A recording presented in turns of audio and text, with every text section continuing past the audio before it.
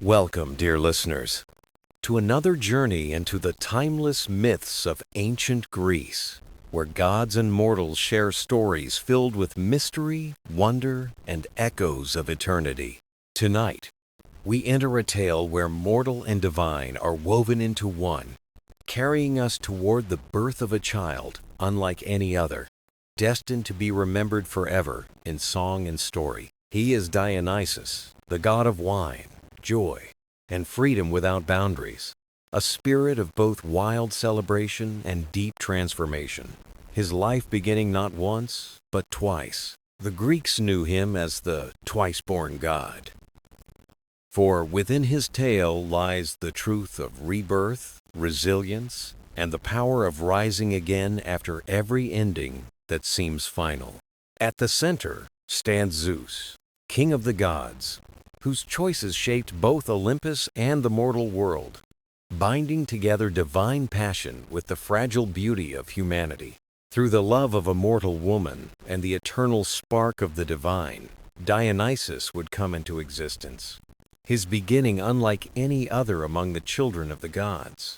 So let the noise of the day fade into silence, and join me as we step into this myth, the story of Zeus and Dionysus, the god of wine, born twice. Close your eyes and imagine the endless sky stretching above the mountains of Greece, where winds whisper and sunlight glows across valleys touched by the breath of the divine. High upon Olympus sits Zeus, the mighty ruler of thunder and storms, a king whose heart often wandered beyond his throne into the fragile beauty of the mortal world below. Among all his stories of love, one shines quietly, not for grandeur or conquest, but for tenderness, a tale bound to the name of a mortal princess called Semele. Semele was the daughter of King Cadmus of Thebes and Harmonia, a gentle spirit.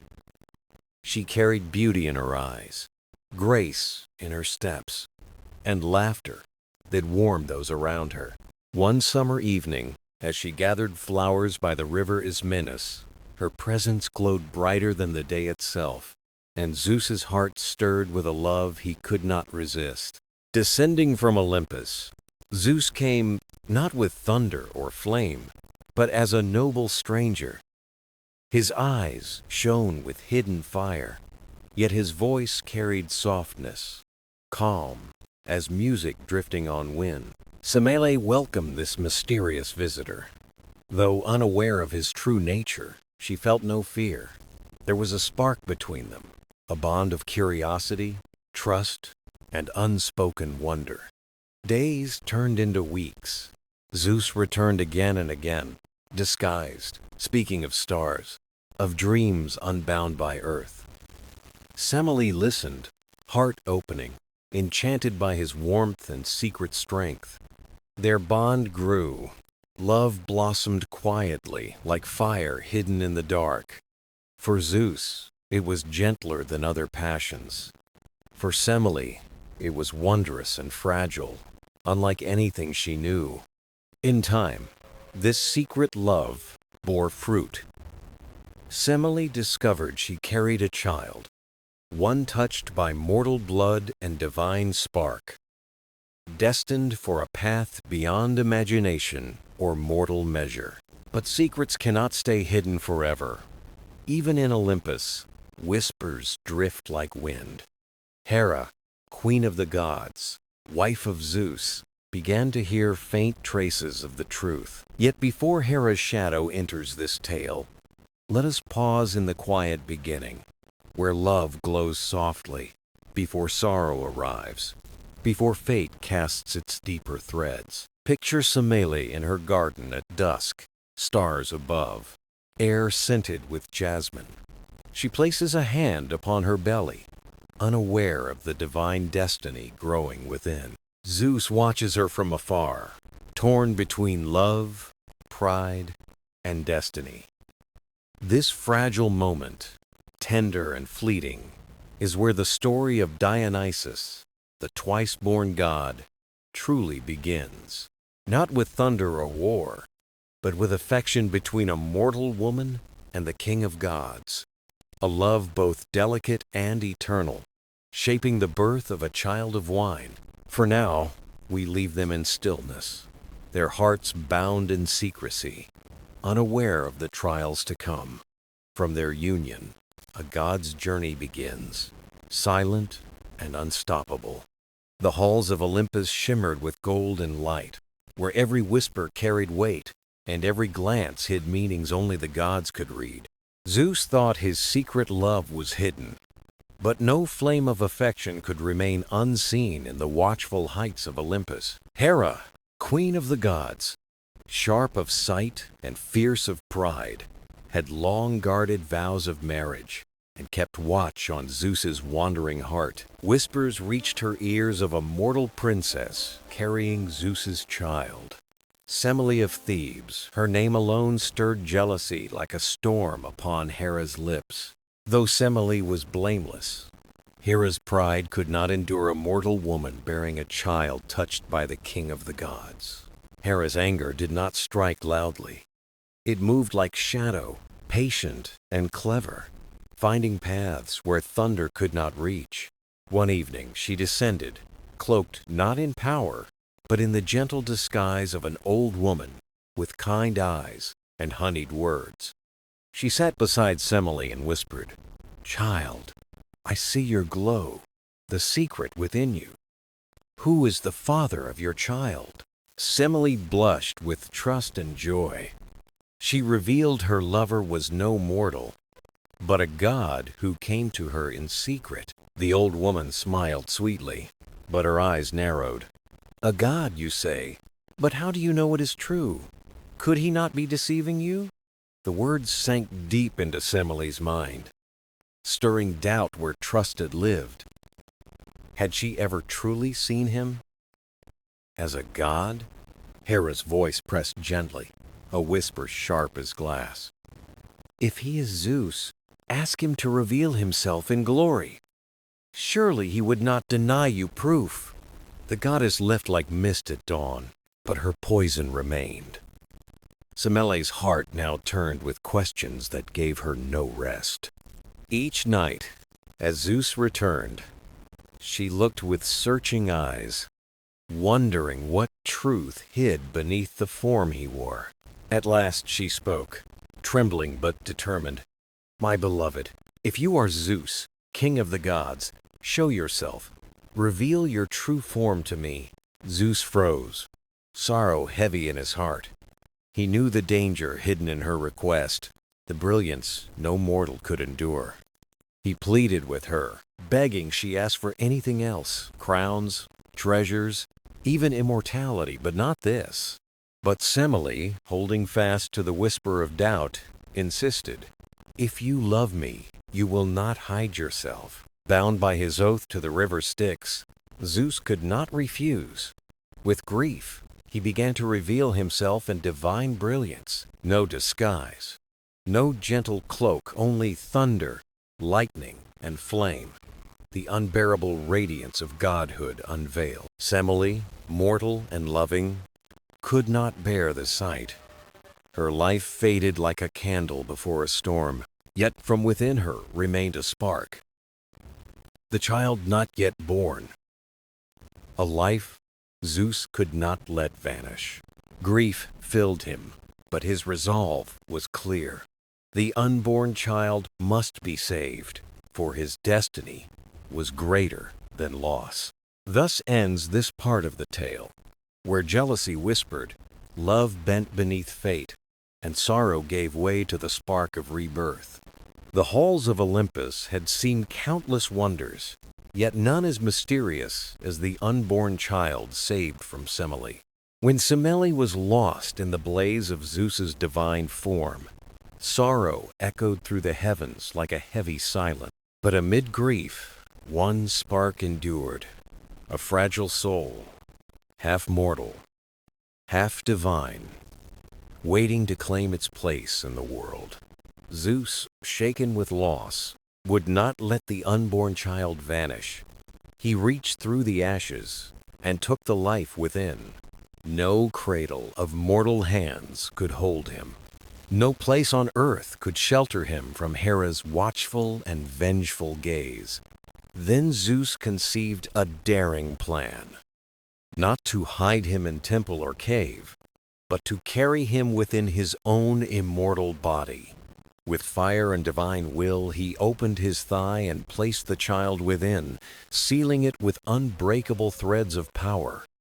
Thus began a second gestation, unlike any told in the tales of gods or men. Dionysus was to be born twice. Whispers traveled through Olympus. Some marveled at Zeus's love, others trembled at Hera's wrath yet to come. Inside Zeus, time passed strangely.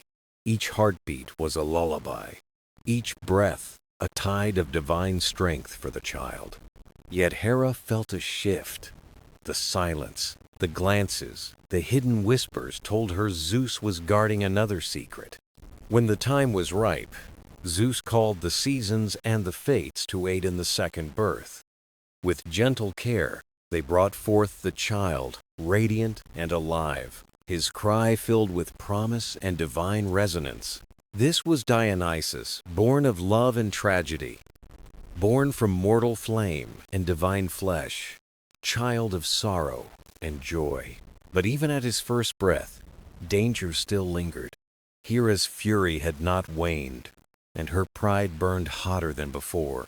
She would not allow another child of Zeus to grow in peace, to rise with power beyond her shadow. Zeus knew this truth. To protect the infant, he prepared for journeys, for exile, for guardianship in secret lands. The child would not remain on Olympus, not yet. His path would be shaped by wandering, by hidden growth, by change. The gods marveled at the miracle. Twice born, nourished by love, shielded by will, destined for greatness none could deny. Dionysus carried the legacy of Semele, her flame living on through him, unyielding to Hera's envy or fate's design. Thus began the tale of the twice-born god, marked by grief, carried by wonder, destined to walk between worlds. The story of Dionysus did not end with his second birth. In truth, it was only the beginning of his journey. Zeus had saved his son, but Hera's jealousy lingered. Her wrath smoldered like embers, waiting to flare into fire. The child could not remain on Olympus. Zeus sought guardians who might protect him from Hera's relentless gaze. He turned first to Hermes, the swift messenger. Cloaked in shadows, Hermes carried the child through forests and valleys. They crossed rivers and seas until they reached a place hidden from Hera's sharp and searching eyes. There Hermes left Dionysus with Ino, sister of Semele, and her husband Athamas. They welcomed him with care. Ino cradled her nephew as her own, singing lullabies that softened his divine restlessness into gentle sleep. But Hera soon discovered the truth. Her fury burned hotter, for no mortal woman would raise the child of Zeus. She descended upon Ino's house, sowing madness like seeds, and danger swept close to the infant god. Once more Zeus intervened. He lifted his son away, sparing him from the chaos that consumed the household. Dionysus's path turned again, carried far from harm, across lands unknown to mortal and immortal alike. This time Zeus entrusted him to the nymphs of Mount Nysa, in a secret land of fertile beauty. Some said Nysa lay in Thrace, others in Asia. Still others whispered it was not of earth at all. The nymphs raised him with joy. They taught him to laugh with the streams and dance with the wind. They wrapped him in ivy, crowned him with grape leaves, symbols of the destiny waiting in his future. To guard him further, Zeus called Silenus, the wise satyr whose laughter masked ancient knowledge and riddles. Silenus became his teacher, friend, and guide, filling Dionysus's days with both wonder and wisdom. In their care, the child grew strong and radiant, carrying the mark of sorrow and the promise of joy. But Dionysus's life was never still. Even in infancy, exile and wandering shaped his path and his heart. Each place he touched held memory. Ino cherished his laughter. The nymphs remembered dances in the glades. Silenus carried the memory of a child destined to change the world with joy and transformation. Though still young, Dionysus was already more than mortal. Twice born, carried across lands, blessed and protected. His wandering youth foreshadowed his immortal path, bringing wine, ecstasy, and revelation wherever he would roam. For even in his infancy, he carried a destiny no wrath could extinguish and no exile could erase. Dionysus grew up in the hidden valleys of Nysa, raised by nymphs and satyrs, where his days were filled with song, laughter, and the quiet stirrings of destiny. From childhood, he was unlike any other. His laughter rang like music. Vines curled toward his hands, and grapes ripened where his gaze lingered. As if nature itself embraced him, the nymphs whispered in awe, sensing that this boy carried powers never before seen, while Silenus watched with knowing eyes, amused by the child's bond with the wild. As he grew, Dionysus wandered deeper into the forests. There, he discovered a vine unlike any other, its fruit heavy with sweetness, waiting for him to uncover its secret. He tasted the grape, and warmth spread through him like fire and music combined. In that moment, he felt a force, awakening joy, release, and a touch of the divine. Curious, he crushed the fruit, fermenting its juice into a drink unlike anything before. Thus, wine was born, the potion of ecstasy that would define his name forever. The nymphs dared to taste it, and their dances became wilder, freer. The forest rang with song and laughter, as though the drink itself unlocked hidden joy in their souls. Silenus laughed heartily, declaring wine not just a drink, but a revelation, one that softened sorrow, blurred pain, and carried mortals closer to the world of gods. But whispers of these wild celebrations soon spread beyond Nysa. Travelers spoke of vines growing in abundance and of a youth who turned sorrow into joy wherever he walked. Hera's jealousy rekindled. She saw in Dionysus not just Zeus's child, but a new power threatening the order of Olympus, a force she could neither silence nor ignore. Yet Zeus watched with pride. In Dionysus, he saw strength born from survival, joy rising from loss, and a divine gift the world desperately needed. Still, Dionysus struggled with his dual nature, mortal through Semele, divine through Zeus. At times, he felt torn between worlds, belonging fully to neither. Wine became his bridge. In its bitter sweetness, he found the truth of life, fleeting yet eternal, fragile yet divine, sorrowful yet filled with joy beyond measure. Followers began to gather. Nymphs, satyrs, and wandering mortals alike were drawn to him, enchanted by the liberation he offered through the power of the vine. The valleys of Nysa echoed with wild music, unending dances, and nights of celebration. The twice-born child was no longer hidden. He was becoming a god in his own right. Dionysus, once sheltered in secrecy, now revealed himself as a force of transformation, a god who would forever change both mortal hearts and divine realms. The boy of laughter, ivy, and wine was stepping into his destiny, carrying the gift that made him eternal in worship and immortal in memory. Dionysus could not remain in Nysa forever. The wide world called to him, and so his wandering began, with ivy in his hair and laughter in his voice. Wherever he traveled, he carried vines and wine. Villages once weary found joy, and nights once silent now filled with song, dance, and endless celebration. Farmers tasted his gift and discovered life was not only toil but also freedom, friendship, and moments of joy that made sorrow lighter and work more bearable. Some kings welcomed him with honor, marveling at the gift of wine, but others feared him, seeing his celebrations as a threat to their power and order. They worried that wine loosened control, that laughter hid rebellion, that dances of nymphs and satyrs could shatter the chains they had placed on their people. But Dionysus did not come as a conqueror.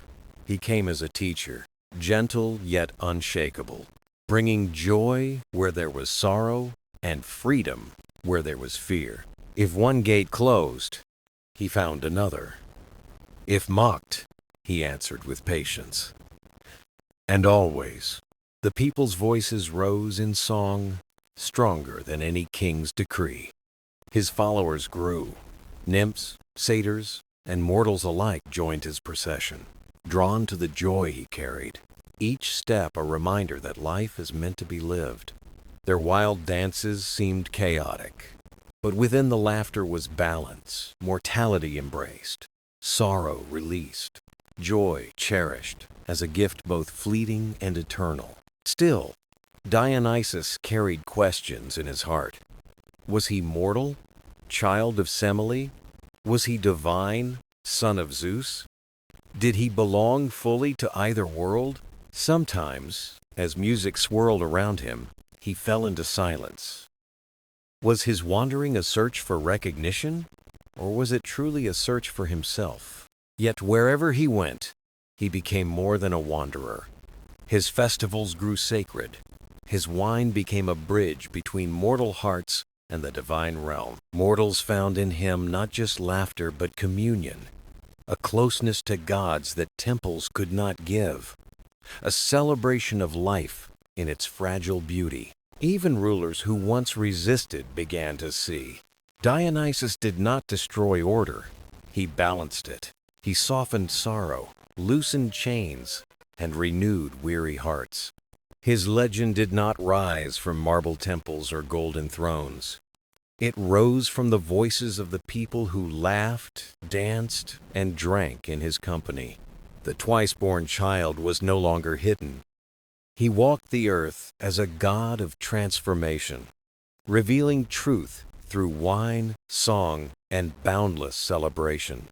He taught that life is not only endurance, but also joy. To live fully is to embrace both laughter and tears, both the fleeting and the eternal. Wherever he wandered, he left his gift behind. The gift of wine, of dance, of freedom, reminding mortals that their lives, too, were divine. Dionysus, once hidden, was now revealed as the god who walked among them, awakening the world one step, one song, one cup at a time. Dionysus had wandered far, yet one truth weighed heavy. Olympus had not recognized him, though mortals sang his name in every valley. The gods observed him with suspicion.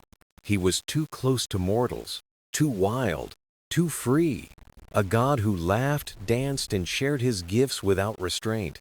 Zeus's pride in his son grew. He had watched him survive Hera's wrath, grow in secret, and rise as a bringer of joy across the earth. But Hera would not yield.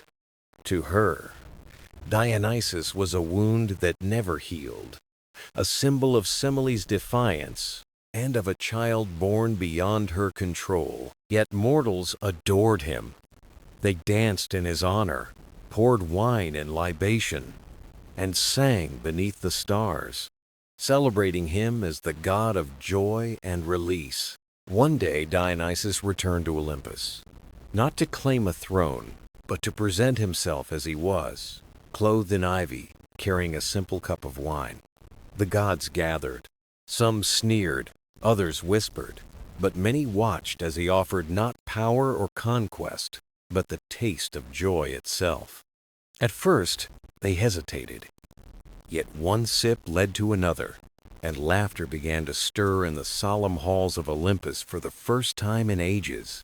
The gods felt lighter, their hearts loosened. They began to see him not as an outsider, but as one who revealed something they too had forgotten. Recognition grew slowly.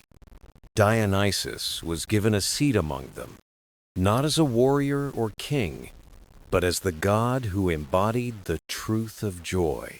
Even Hera could not erase what was written across the world.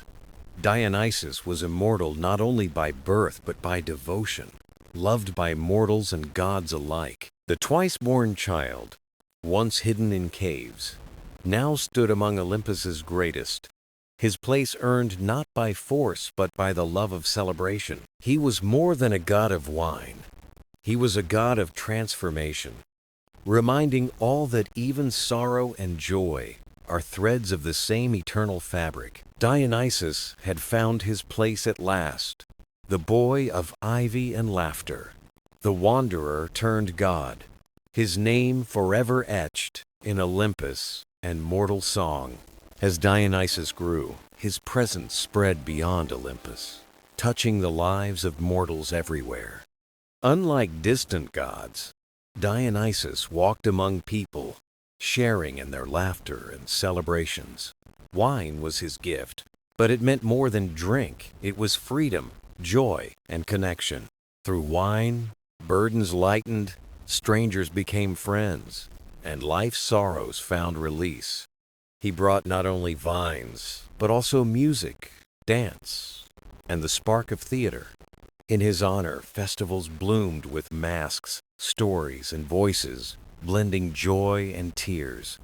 Drama, both comedy and tragedy, was born from his sacred celebrations and rituals. Dionysus embodied duality, gentle and generous, yet mysterious and unpredictable in spirit. He showed mortals that life was change, always shifting between extremes of joy and sorrow. Zeus watched with pride as Dionysus became more than a god. He was a bridge. Unlike lofty Olympus, Dionysus joined farmers, shepherds, and common folk in their songs. His followers danced with thyrsus in hand, feeling alive, free, and deeply connected. Some rulers feared his power, seeing freedom as a threat to order and control. Yet Dionysus endured, welcomed into Olympus, but still faithful to the people he loved. Wine became not only a drink of joy, but also a mirror for reflection. Laughter was healing, sorrow was transformation, and both were parts of divine balance. He taught that every human experience, joy, grief, song, was sacred and deeply meaningful. Festivals in his name lived on, year after year, season after season, vine after vine. He was more than wine's god. He was rebirth, art, community, and eternal transformation. As long as cups are raised and laughter echoes, Dionysus will forever live on. This is his legacy, the god of wine, born twice, who taught humanity to celebrate life.